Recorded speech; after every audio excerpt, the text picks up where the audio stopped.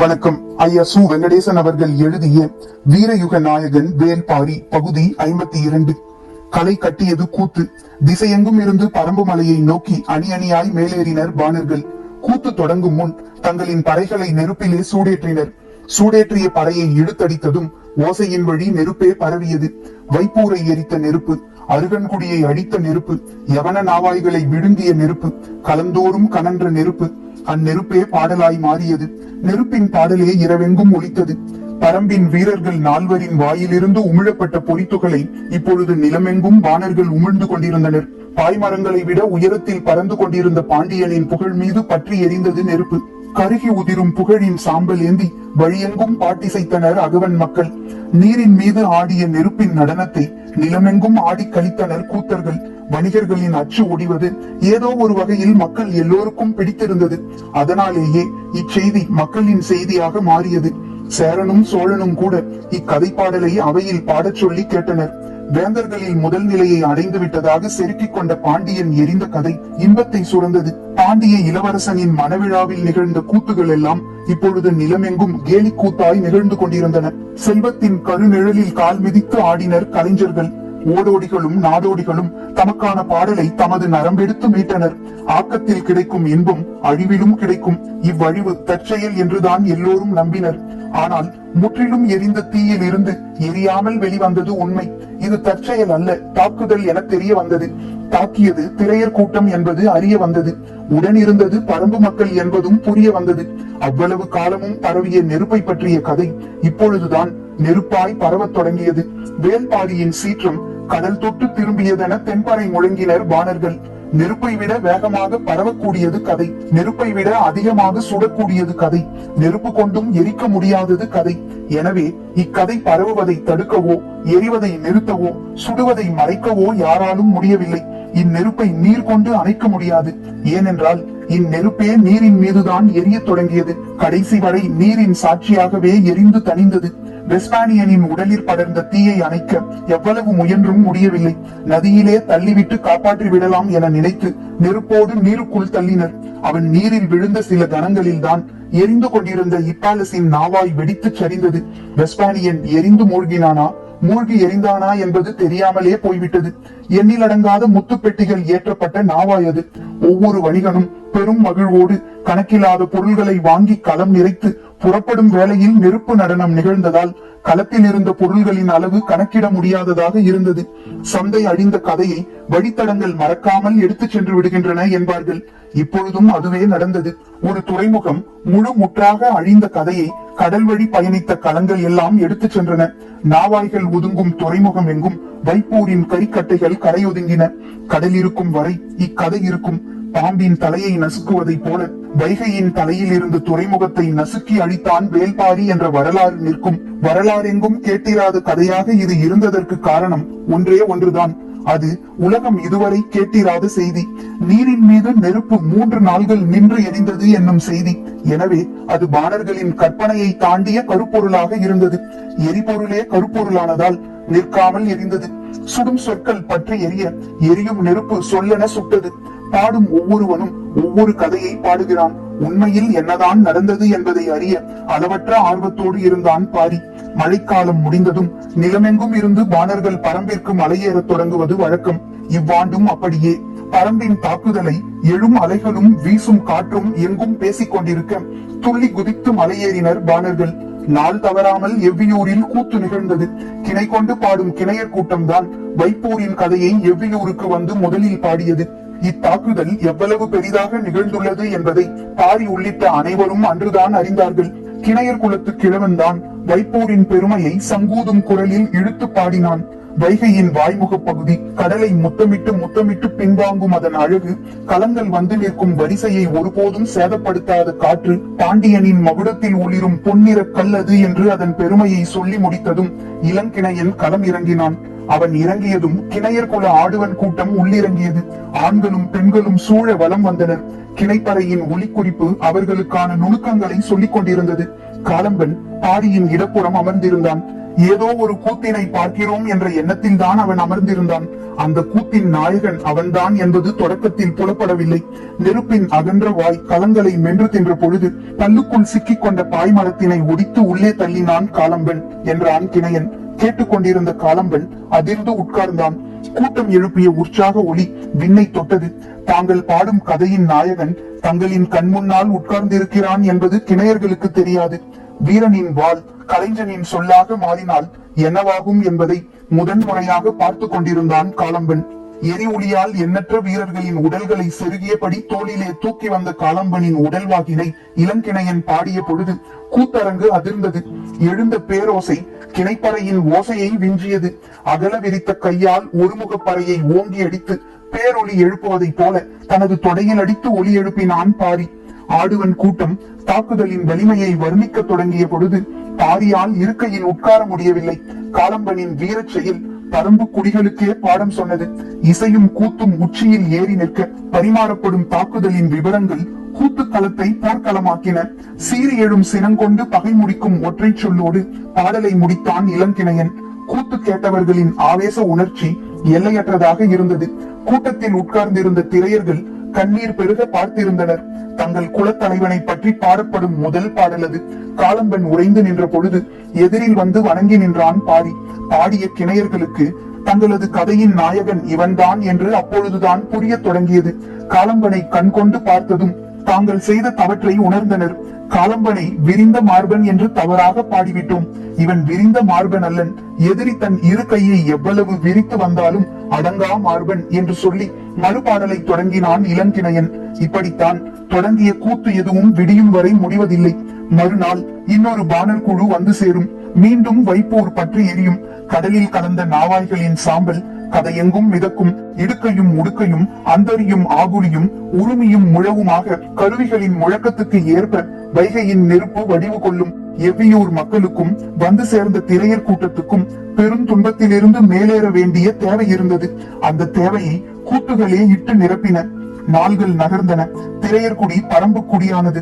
திரையர் குலத்தின் மூத்த பெண்ணொருத்தி கூடை நிறைய பழங்களை கொண்டு வந்து கொற்றவையின் முன்னால் பரப்பினாள். வழிபாடு தொடங்க போகும் முன் நடக்கும் சடங்கிது. வைக்கப்பட்ட பழங்களுக்கெல்லாம் குலநாகினி கண் திறக்க முயன்ற பொழுது தேக்கன் தடுத்தான். கண் திறக்காத பழங்களே திரையர்களை கொண்டு வந்து சேர்த்தது என்றான். குலநாகினிக்கு புரிந்தது. கூட்டத்துக்குள் இருந்த அளவனை அருகில் வரச் சொன்னாள். ஏனென்று அவனுக்கு புரியவில்லை. தயங்கியபடி அருகில் வந்தான். அள்ளி முத்தமிட்டாள் குலநாகினி. ஏனென்று திரையர்களுக்கு புரியவில்லை. அளவனின் கண்ணில் நீல வளையம் பூத்து அடங்கியது.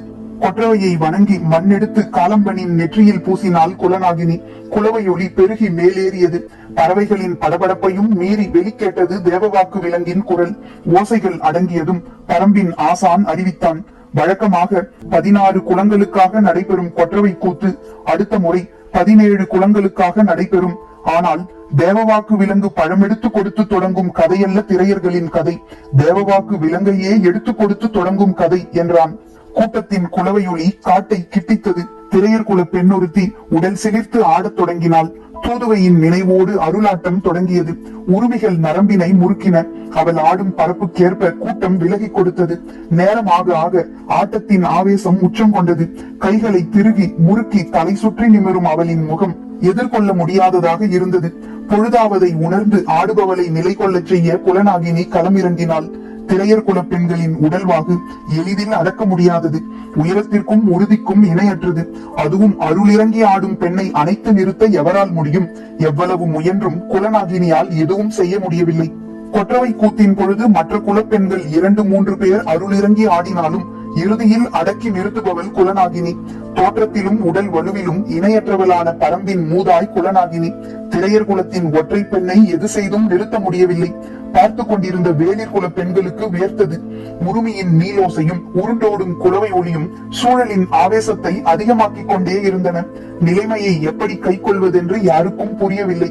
பாரியின் எண்ணங்கள் எங்கெங்கோ போய் திரும்பிக் கொண்டிருந்தன. குலங்கள் தாங்கள் அழிந்த கதைகளோடு களமிறங்கிவிட்டால் அவர்களை ஒருபோதும் ஆற்றல் கொண்டு நிறுத்த முடியாது. அவர்களை நிறுத்துவதற்கான வழியை கதைகளுக்குள் தான் கண்டறிய வேண்டும் என்று சிந்தித்துக் கொண்டிருந்த பொழுது அருகிருந்த ஆதினி சொன்னால், சூழிவேலினை வணங்கி ஆண் வெற்றிலையை கொண்டு வந்து அரங்கில் வையுங்கள். ஆவேசம் தணிந்து அமைதி அடைவாள் தூதுவை. குரல் கேட்டு அதிர்ந்தான் பாரி. செய்வதறியாது திகைத்துக் கொண்டிருந்த அரங்கம் ஆதினியின் குரலை இறுக்கி பற்றியது. சிறிது நேரத்திலே ஆண் வெற்றிலையை கொண்டு வந்து பாரியின் கையில் கொடுத்தனர். சூழிவேலினை நினைத்தபடி அரங்கின் நடுவே ஆண் வெற்றிலையை வைத்து வணங்கி நின்றான் பாரி. கொற்றவையின் முன்னால் அடங்கி அமர்ந்தால் தூதுவை. புதிய மரபுகள் உருவாகி கொண்டுதான் இருக்கின்றன. குலங்கள் அடிபட்டு பரம்புக்கு வந்து சேர்ந்த பொழுது இப்படித்தானே தம் முன்னோர்கள் மரபுகளை உருவாக்கி இருப்பார்கள் என்று பெரியவர்கள் பேசிக் கொண்டனர். மலை மக்களின் எந்த ஒரு குடியும் இனி தனித்து வாழ முடியாது. குடிகளை இணைத்து நாடாக்காமல் விட்டுவிட்டோம். நாட்டின் அமைப்புகளை உருவாக்காமல் இனி எக்குடியும் தப்பி பிழைக்காது என்ற எண்ணங்கள் உருவான பொழுது தப்பி பிழைத்த குடிகள் எதுவும் இல்லை என்ற நிலை உருவாகிவிட்டது. பரம்பு மட்டுமே நமக்கு மிஞ்சியுள்ள ஒரே இடம். இதனை என்றென்றும் காத்து நிற்பர் எம் குல வழியினர் என்று ஆவேசம் கொண்டு சூளுரைத்தான் காலம்பன். சேரனின் அவையிலும் வைப்பூர் எரிந்த கதை பாடப்பட்டது. உதயன் சேரலின் கன்னங்கள் பூரிப்பில் சிவக்கும் அளவிற்கு வைப்பூர் நெருப்பு சுகம் கொடுத்தது. குளிருக்காக நெருப்பை அணைத்து மகிழ்வதைப் போல மகிழ்வுக்காக நெருப்பை இடைவிடாது அணைத்து கிடந்தான் உதயன். குரல்வாய் பாணர்களின் போட்டி பாடல்கள் நாள்தோறும் நடந்தன. கூலங்கள் எரிவதைப் போல களங்கள் எரிந்தன என்றான் ஒருவன். நீரிலே மூழ்கும் வேழத்தின் கருமை ஏறிய முதுகினை போல கருகிய நாவாயின் அடிமரங்கள் ஆற்றிலே புதைந்தன என்றான் மற்றொருவன். பாண்டியனின் பதாகையில் பறந்து கொண்டிருந்த மீன்கள் எரிந்த நெருப்பின் சூடு தாங்காமல் ஆற்று நீரிலே செத்து மிதந்து கொண்டிருந்தன என்றான் இன்னொருவன். கடைசி ஆள் கவிதையை முடித்தான். பாண்டியன் இனி சுடப்பட்ட மீன். மறுநாள் கூத்து கலைஞர்கள் உள்ளே நுழைந்தனர். பொருள்கள் ஏற்றப்பட்ட கலங்களில் பற்றிய நெருப்பு என்ன வாசனை கொண்டிருந்தது என்பதை ஒரு பாணன் விளக்கி பாடினான். கலங்களின் வடிவத்தையும் நெருப்பின் வேகத்தையும் பாடுவதை விடுத்து எரிந்த பொருள்களை நினைவுபடுத்தியதற்காக பெரும் பொருளை பரிசாக கொடுத்தான் உதயஞ்சேரல். அதன் பின் வைப்பூரில் எரிந்த நெருப்பின் வாசனை சேரனின் அவையில் நாள்தோறும் மணக்கத் தொடங்கியது. சந்தனமும் அகிலும் எண்ணற்ற வாசனை பொருள்களும் இருந்த பிற கலங்கள் எரியும் பொழுது எழுந்த வாசனையை விவரித்து கூறின பல பாடல்கள். மிளகும் பாக்கும் கருகிய வாசனையை பாடிய கூத்தனுக்கு அள்ளி வழங்கினான் சேரன். அரிசந்தனமும் லவங்கமும் பாதி எரிந்து மூழ்கிய பொழுது எழுந்த வாசனை பற்றி மிக நுட்பமான குறிப்பை பாடினி ஒருத்தி பாடினாள். அவளுக்கு உதயஞ்சேரல் கொடுத்த பரிசு பொருள்கள் பற்றி தனி பாடலே உருவாயிற்று. சேரனின் தலைநகரான வஞ்சி முழுக்க வைப்பூரின் வாசனையே மிதந்தது. ஆனாலும் உதயஞ்சேரலுக்கு ஆசை அடங்கவில்லை. ஒரு கட்டத்தில் கூத்தர்களின் வாய்மொழி சலிக்கவே வணிகர்களின் நேரடி கதறல் அவனுக்கு கூடுதல் மகிழ்வை கொடுத்தது. துறைமுகத்தில் வந்திறங்கும் ஒவ்வொரு வணிகனும் ஒவ்வொரு கதையோடு வந்திறங்கினான். பெருவணிகன் என்று இருமாப்பு கொண்ட பலரின் கதை வைப்பூரோடு முடிவுக்கு வந்தது. சாத்துக்களின் தலைவன் சூழ்கடல் முதுவன் இனி எந்த துறையிலும் தலை நிமிர்ந்து நுழைய முடியாது. அது மட்டுமல்ல, பாண்டியனுக்கு பெண் கொடுத்ததால் சாத்துக்களின் தலைவனுக்கே இந்த கதி என்பது கடல் போல் நிலை கொண்டு விட்டது. அழிந்த நாவாய்களுக்கும் களங்களுக்கும் உரிமையாளர்கள் இழப்பை பற்றி தொடர்ந்து சொல்லிக் கொண்டிருந்தனர். ஒவ்வொருவருக்கும் ஏற்பட்ட இழப்பு அளவிட முடியாததாக இருந்தது. எல்லாம் அழிந்தது என்று பல வணிகர்கள் கதறியபடி கடலுக்குள் சென்றனர். ஒவ்வொருவரின் கதையையும் கேட்டு உள்ளுக்குள் மகிழ்வோடு அரண்மனை திரும்பினான் உதயஞ்சேரல். துறைமுகம் வந்திறங்கிய வணிகர்கள் எல்லோரும் அழிந்த கதையைத்தான் சொன்னார்கள். யவன கப்பலில் பயணம் செய்த மொழிபெயர்ப்பாளன் ஒருவன் அழிந்த கதையை மட்டுமல்லாமல் அழித்தவர்களின் கதையையும் சேர்த்து சொன்னான். அவன் இப்பாலசின் நாவாயில் பணியாற்றியவன். பாண்டிய மன்னனின் பரிசாக முசுகுந்தர் கொடுத்த புதிய அடிமைகளை கப்பலின் மேல் தளத்தில் ஏற்றியதில் இருந்து அவன் கதையை தொடங்கினான். நடந்தவை எல்லாவற்றையும் சொல்லி முடித்தான். கதை கேட்ட உதயஞ்சேரலின் செவிகளில் பொறித்துகளை உமிழ்ந்தவன் அவன்தான். வாய்ப்பிழந்து கேட்டு மகிழ்ந்த உதயஞ்சேரல் வாய் மூடி அமைதியானான். பாரிதான் இவ்வளவையும் செய்தான் என்பதை அவனால் நம்பவே முடியவில்லை. அதன் பின் உதயஞ்சேரல் யாரிடமும் கதை கேட்கவே இல்லை. ஆனாலும் அதுவரை அவன் கேட்ட கதைகள் எல்லாம் அவனை சும்மா விடவில்லை. வைப்பூரில் எரிந்த நெருப்பின் சூடு வஞ்சிமா நகருக்கும் பரவியது. நெருப்பு சுடத் தொடங்கியது. பரம்புமலை இருக்கும் இடத்துக்கும் வைப்பூர் இருக்கும் இடத்துக்கும் எந்த தொடர்பும் இல்லை. நிலப்பரப்பால் தொடர்பே ஏற்படுத்திக் கொள்ள முடியாத பகுதியையே முற்றிலும் அழித்துள்ளான் வேல்பாரி. அதுவும் சின்னஞ்சிறு படையை மட்டுமே அனுப்பி. நாள்தோறும் சேரன் கேட்ட கதைகள் புதிய புதிய சான்றுகளை அவனுக்குள் இருந்தே எடுத்துக் கொடுத்து கொண்டிருந்தன. ஒரு கட்டத்தில் தனக்கு தானே எரிய தொடங்கினான். பதற்றம் கூடியது. பரம்புமலை நோக்கி பாதையை உருவாக்கும் திட்டம் ஏறக்குறைய முடியும் தருவாயில் உள்ளது. ஒன்று இரண்டல்ல, பல முனைகளில் இருந்தும் அடர்காட்டை கிழித்து சேர வீரர்கள் உள் நுழைந்துள்ளனர். ஏற்கனவே வகுத்த திட்டப்படி படைகள் புறப்பட வேண்டிய நாள் மிக அருகில் இருக்கிறது. ஆனால் படுக்கையில் கிடந்த உதயஞ்சேரலின் உடற்சூடு அளவிட முடியாததாக இருந்தது. கதை கேட்டு மகிழ்ந்தபடி இருந்தான் செங்கன சோழன். பேரரசன் சோழவேழனின் மகன். முதலில் அவனுக்குத்தான் பொற்சுவையை பெண் கேட்டனர். எல்லாம் நல்லபடியாக முடியும் என்று சோழவேளன் நம்பியிருந்த பொழுதுதான் குலசேகர பாண்டியன் முத்துக்களை உருட்டிவிட்டு விளையாடத் தொடங்கினான். சூழ்கடல் முதுவனின் சொற்கள் உருளும் முத்துக்களை மிதித்து சரிவு கண்டது. மன ஒப்பந்தம் பாண்டியர்களோடு என்று ஆனது. உள்ளுக்குள் அவமானத்தை உணர்ந்தபடி இருந்த சோழவேளன் அதனை வெளிக்காட்டிக் கொள்ளவில்லை. இயல்பிலேயே தங்களை விட சேரர்களும் பாண்டியர்களும் வலிமையோடு இருக்கின்றனர் என்று அவனுக்கு தெரியும். அந்த வலிமைக்கு முக்கிய காரணமாக வணிகமும் இருந்தது. எனவேதான் வணிகர் குலம் நோக்கி அவன் பெண் பார்க்க தொடங்கினான். ஆனால் நிலைமை கைமீறி போய்விட்டது. திருமண செய்தி வந்து கொண்டே இருந்தது. அவமானங்களை கடக்க பெரும்பாடு பட வேண்டி இருந்தது. மாத கணக்கிற்பட்ட அவமானத்தை வந்து சேர்ந்த ஒற்றை செய்தி துடைத்தெறிந்தது. நினைத்து நினைத்து மகிழ்ந்தான். ஒரு துறைமுகமே அழிந்ததா? மீண்டும் மீண்டும் கேட்டான். கேட்டு கேட்டு மகிழ்ந்தான். தந்தையின் அறைக்குள் நுழைந்தான் செங்கன சோழன். உடனிருந்தவர்கள் விலகி வெளியேறினர். மகிழ்ந்து கிடக்கும் தந்தையை பார்த்து மகன் கேட்டான், பாண்டியன் எரிந்ததற்கே இவ்வளவு மகிழ்கிறாயே, பரம்பு எரிந்தால் எவ்வளவு மகிழ்வாய்? அதிர்ந்தான் சோழவேளன். மகனின் ஆற்றல் அவனுக்கு நன்கு தெரியும். அதனால்தான் இவ்வளவு இளம் வயதில் முடிசூட்ட வேண்டுமா என்று பலரும் தயக்கம் காட்டிய பொழுதும் துணிந்து செங்கணனுக்கு பட்டம் சூட்டினான். அதிர்ச்சியிலிருந்து மீளாமலே கேட்டான் சோழவேளன், முடியுமா மகனே? இதுநாள் வரை இவ்வினாவிற்கு விடையின்றி இருந்தேன். இப்பொழுது அதனை அறிந்து விட்டேன். எப்படி? நம்மையோ நமது முயற்சியையோ இதுவரை பாரி அறியவில்லை. இனிமேல் அவன் அறிய போவதே இல்லை.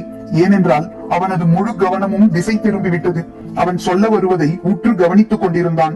ஏற்கனவே அவமானப்பட்டு நிற்கும் சேரனும் புதிய அவமானத்தோடு நிற்கும் பாண்டியனும் இப்பொழுது ஒன்றிணைவார்கள்.